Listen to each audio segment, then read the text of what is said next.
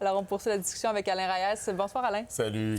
D'abord, selon les prévisions de Québec 125, s'il y avait des élections aujourd'hui, Québec solidaire perdrait la moitié de ses députés. Donc, celui qui va être élu le 8 novembre prochain, ça va être tout un mandat. Là. Tout un mandat. On a parlé beaucoup depuis l'élection partielle de la débâcle de la CAQ, mais Québec solidaire ne fait que 1,5 %. Donc, l'élection du co-chef, parce que c'est deux, déjà, c'est un enjeu dans la gestion des prises de parole, dans l'image qu'on projette à la population lorsqu'on veut vendre un programme. Ça va être important de trouver quelqu'un de fort, quelqu'un qui est charismatique, qui a, je dirais même jusqu'à dire pragmatique, surtout s'ils veulent tenir tête à une base qui a un discours plutôt idéologique et en même temps une volonté de vouloir marquer des points dans l'électorat, pas juste à Montréal, mais aussi un peu partout en région.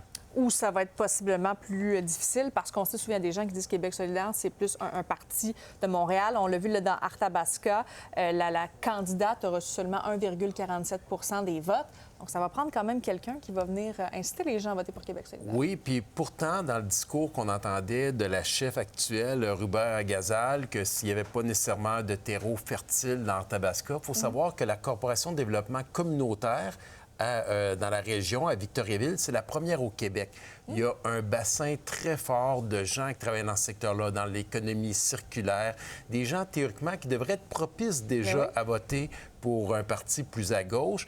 Et Québec solidaire n'arrive pas à connecter déjà en plus que leur candidate était partie en vacances à la fin de la campagne, n'étant même pas présente la journée.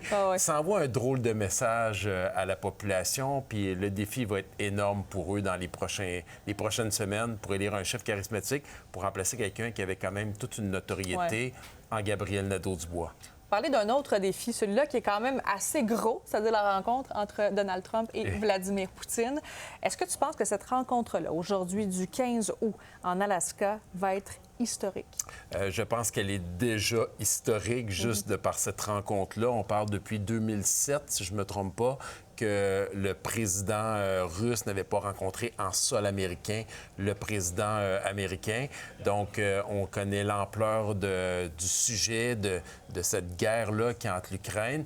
Et je pense que le monde entier regarde présentement qu'est-ce qui va se passer avec un président qui est aussi très imprévisible.